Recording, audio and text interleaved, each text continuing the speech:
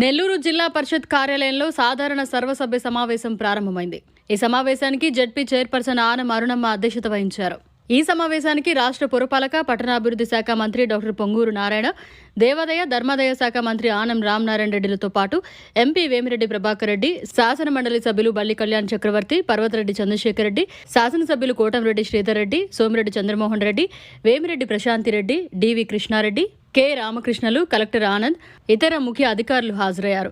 నూతనంగా ఎన్నికై తొలిసారి జిల్లా ప్రజా పరిషత్ సాధారణ సర్వసభ్య సమావేశానికి విచ్చేసిన మంత్రులు, శాసనసభ్యులు, పార్లమెంట్ సభ్యులు, ఎమ్మెల్సీలను జడ్పీ చైర్పర్సన్ ఆనం అరుణమ్మ గౌరవంగా సత్కరించి స్వాగతం పలికారు.